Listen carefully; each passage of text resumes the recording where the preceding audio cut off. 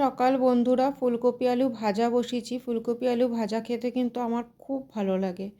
আর আজকে এই প্রথম এই শীতে ফুলকপি আলু ভাজা করছি। ফুলকপি আলু ভাজা আর রুটি হলে না আমার তো আর কিছুই লাগে না। যদিও আজকে রুটি করার কিন্তু একদমই সময় পাবো না। সকাল সকাল করে উঠে দেখো এদিকে ফুলকপি আলু ভাজা বসিয়েছি, আর ওদিকে হচ্ছে আমি চা বসিয়েছিলাম আমার জন্য। না সরি, গরম জল বসিয়েছিলাম, চা নয়। তা দেখো তেল এত বেশি হয়ে গেছে কি বলবো। যাই হোক, ওই তেলের মধ্যে আরও তেল দিয়ে সাদা জিরে, শুকনো লঙ্কা, তেজপাতা সব সম্বারে দিয়ে এই যে আলু দিয়ে দিলাম। আলুটাকেও খুব ভালো করে ভেজে নিয়ে ছানার ডালনা করব। আজকে হচ্ছে সোমবার, নিরামিষ। আর নিরামিষে তো কারোর মুখে কিছু রোচে না। মানে আমার তো ভীষণ ভালো লাগে, কিন্তু এদের মেয়ে আর বাবার কিছুই ভালো লাগে না বলে। আদা, কাঁচা লঙ্কা পেস্ট দিয়ে দিলাম, আর টমেটো। এগুলো পেস্ট করেই দিচ্ছি আজকে। পেস্ট করে না দিলেও হয়, তা আজকে আমি একটু পেস্ট বানিয়ে দিলাম।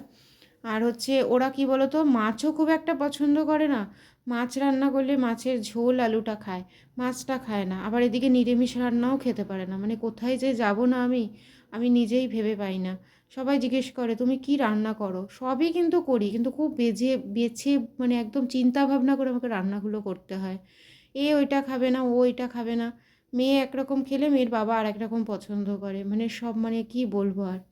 খুব জ্বালার মধ্যে যেন না থাকি সব সময়। তারপরে যাই হোক দেখো, ঝোলটা ফুটে গেছে, আলু সেদ্ধ হয়ে গেছে, বড়াগুলো দিয়ে দিলাম। খুব তাড়াহুড়ো করছি, অনেক ভোরে 5:30 5টা নাগাদ উঠেছি। তাও যেন সময়ের সঙ্গে আর পেরে উঠছি না। আকাশ কিন্তু মেঘলা করে আছে, যদিও বৃষ্টি হচ্ছে না। আবার মেয়েকে নিয়ে স্কুলে যেতে হবে। আজকে হচ্ছে ম্যাথ পরীক্ষা, এদিকে স্নান পুজো এগুলো করব। মেয়েও উঠে গেছে, উঠে পড়তে বসেছে, ওকে গরম জল করে দিলাম। আর এদিকে আমিও একটু গরম জল খেয়ে নিলাম। আবারও সাদা জিরে, শুকনো লঙ্কা সব সম্বারে দিয়ে আলু ভেজে ভালো করে তোমার টমেটো, কাঁচা লঙ্কা, আদা পেস্ট দিয়ে কষিয়ে নেবো। নিয়ে সেদ্ধ করে রাখা, মানে একটু ভাপিয়ে রেখেছি বাঁধাকপি দিয়ে দিলাম। বাঁধাকপির তরকারি করব আজকে। বাঁধাকপির তরকারিটা খেতে কিন্তু দারুণ মজার হয়েছিল। আর আমাদের ঘরে না নিরামিষ বাঁধাকপির তরকারিটাই সবাই খুব ভালো খায়, মেয়েও খুব ভালো খায়। তবে একটু ঝাল হয়ে গেছিলো বলে বলছিল মা ঝাল হয়েছে। আমি মিষ্টি দিতেই ভুলে গেছি জানো তো।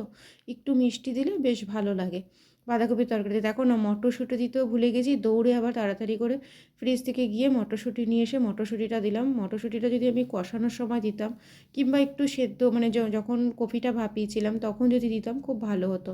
তারপরে সব রান্না কমপ্লিট করে দেখো স্নান পুজোটাও করে নিলাম। এদিকে স্নান পুজো করেছি, এদিকে ভাতও বসিয়ে দিয়েছি। ভাত বসিয়ে কিন্তু আমি প্রতিদিন এখন পুজোটা করছি।